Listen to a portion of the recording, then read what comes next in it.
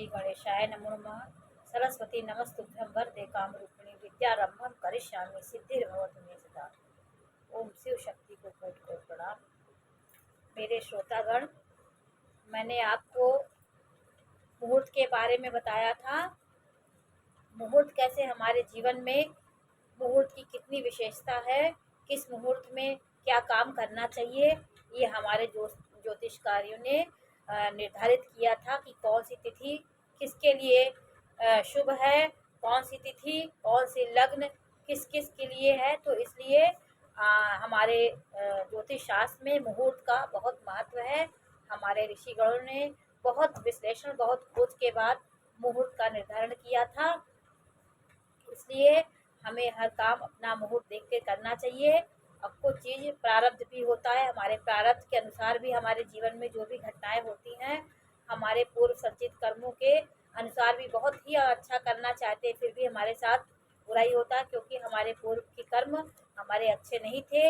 इसलिए हमें इस जन्म को अच्छा बनाने के लिए हमारे इष्ट देव, हमारे माता पिता, हमारे आसपास के लोगों को जितना हम खुश करेंगे, जितना उनका आशीर्वाद लेंगे, उतना हमारा जीवन, हमारा प्रारब्ध के कर्म कटेंगे और मेरा जितना भी जीवन बचा है वो सुखदायी होगा। इसलिए हमें ये ध्यान देना चाहिए, प्रतिदिन मैं ऐसा काम करूं कि मेरा आजीवन सफल हो। इसलिए इसका विशेष ध्यान देना चाहिए।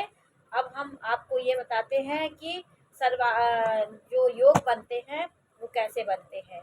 सर्वार्थ सिद्धि योग, तिथि योग करण से ये योग बनता है। कौन सी तिथि हो, कौन सा क्या हो, ये सब हमारे नक्षत्रों से, वार से मिलकर एक योग बनता है। किस वो नक्षत्र होना चाहिए, वो तिथि होनी चाहिए, तो वो सर्वार्थ सिद्धि योग बनता है।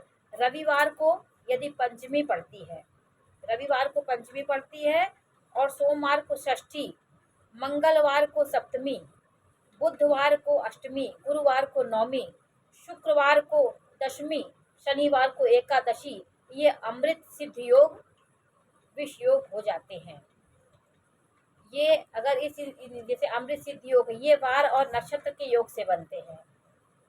अमृत सिद्ध योग ये सभी कार्यों के लिए बहुत शुभ होते। कोई भी कार्य आप अमृत सिद्ध योग में कर सकते हैं। तो रविवार को पंचमी और सोमवार को षष्ठी, मंगलवार को सप्तमी, बुधवार को अष्टमी, गुरुवार को नवमी और शुक्रवार को दशमी, शनिवार को एकादशी, ये अमृत काल सिद्ध योग, विष योग हो जाते हैं। इन तिथियों में अगर ये पड़ता है तो ये अमृत ना होके विष योग बन जाता है। इसलिए हमें ये सब चीज़ का विशेष ध्यान देना चाहिए। अमृत सिद्ध योग सब कार्यों के लिए बहुत अच्छा। और सर्वार्थ सिद्ध योग बनता है, ये भी नक्षत्रवार के मेल से बनता है। ये समस्त कार्यों के लिए शुभ होता है।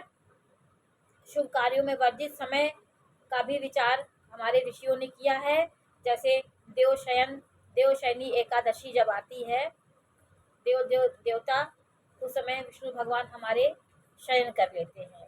ये हमारे आषाढ़ मास के एकादशी को, आषाढ़ मास की शुक्ल पक्ष की एकादशी से हमारे विष्णु भगवान शयन कर लेते हैं, जिससे वो कहते हैं देवशयनी एकादशी उस दिन शुरू हो जाती है।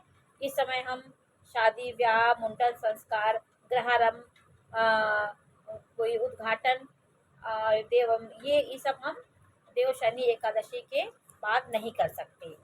उसके बाद होलाष्टक होता है। होली के 8 दिन पूर्व, होली के 8 दिन पूर्व होलाष्टक होता है। ये होलाष्टक माना जाता है। इसमें कुछ क्षेत्रों में के तथा पुष्कर सरोवर के तटवर्ती भागों में विवाह आदि कार्य नहीं होते। ये होलाष्टक होते हैं, ये हमारे यहाँ पे वर्जित है। गुरु एवं शुक्र के अस्त होने पर भी हम कोई शुभ कार्य नहीं कर सकते। गुरु और शुक्र अस्त हो तो भी हम विद्वतगण पंडितों से पूछ ले, उसमें भी हमें कोई शुभ कार्य नहीं करना चाहिए। भद्रा दोष का भी हम बहुत ही, विवाह में रक्षाबंधन होता है, उस भी मुंडन कार्य, हमें भद्रा का विशेष ध्यान देना चाहिए कि किस समय भद्रा लग रही है। ये सब बहुत अच्छे से विचार करके, भद्रा रात में है, दिन में है, कब भद्रा है, इसका हमें विशेष ध्यान दे करके हमें किसी कार्य को करना चाहिए। अब हमारे जीवन में जब कोई मुहूर्त नहीं मिल रहा हो तो हम परेशान हो जाते हैं कि हम क्या करें, कौन सी तिथि निकालें। तो आप एकदम निश्चिंत होकर के, और आप कुछ अनबूझ तिथियां हैं, मुहूर्त हैं, जिसमें हम आँख बंद करके भी वो कार्य प्रारंभ कर सकते हैं। चैत शुक्ल पक्ष की प्रतिपदा, नवरात्र का जो भी महीना दिन होता है वो हमारे लिए शुभ होता है। पहला दिन बहुत ही शुभ होता है। और एक आया अक्षय तृतीया। अक्षय तृतीया को भी हम कोई काम निर्बाध गति से कर सकते हैं, उसमें कोई भी दोष नहीं है। अक्षय तृतीया को भी आप कोई भी उद्घाटन, कुछ भी काम, शुभ काम कर सकते हैं। और दशहरा, दशहरा के दिन भी हम, जिस दिन दशमी होती है उस दिन भी हम कोई भी कार्य शुरुआत कर सकते हैं, उसका हम उद्घाटन कर सकते हैं, बच्चे का मुंडन, कुछ भी कर सकते हैं। ये हमारी अनबूझ मुहूर्त तिथियां हैं जो हम, मेरे लिए कभी अशुभ फलदायी नहीं होंगी। दीपावली, दीपावली का दिन भी बहुत महत्वपूर्ण होता है। इन मुहूर्तों में कोई भी कार्य हम करेंगे तो हमारे लिए शुभ होता है। तो हमारे जीवन में मुहूर्त का बहुत बहुत ही महत्व है।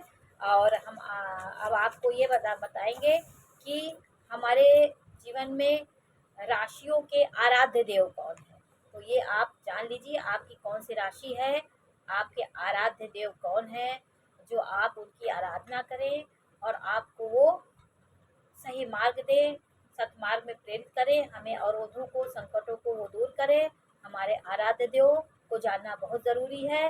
मेष राशि वाले श्री गजानन महाराज उनके इष्ट देव हैं, आराध्य देव हैं। इष्ट देव तो उनके हनुमान जी हैं, लेकिन आराध्य देव अलग होते हैं। और वृष राशि वाले को कुल स्वामी आराध्य देव, उनको अपने कुल स्वामी की पूजा जरूर करना चाहिए। मिथुन राशि वाले के आराध्य देव कुबेर जी हैं। कर्क राशि वाले के भगवान भोलेनाथ हैं। सिंह राशि वाले के आराध्य सूर्य हैं। कन्या राशि वाले के कुबेर हैं, कुबेर आराध्य देव हैं। और तुला राशि वालों को कुल स्वामी, और वृश्चिक राशि वालों को गणपति, धनु राशि वाले को दत्तात्रेय, भगवान दत्तात्रेय। मकर राशि वाले शनि हनुमान जी उनके आराध्य हैं, और कुंभ राशि वाले हनुमान जी, मीन राशि वाले दत्तात्रेय उनके आराध्य देव हैं। ये सब बातें हमें जानना बहुत ज़रूरी है, इससे हमारे जीवन में बहुत संकट दूर होते हैं। इसका भी विद्वत गण हमारे जीवन में ये सब बातें ज्योतिषियों के माध्यम से हमें जानकारी मिलती है। और इन सब बातों को भी ध्यान दीजिए, जीवन में इन सब बातों को ध्यान देंगे तो हमारा जीवन सुखमय होगा, शांति आएगी, कोई भी अवरोध नहीं आएंगे। हमारे आराध्य देव, कुल स्वामी, ये सब हमारी रक्षा करते हैं।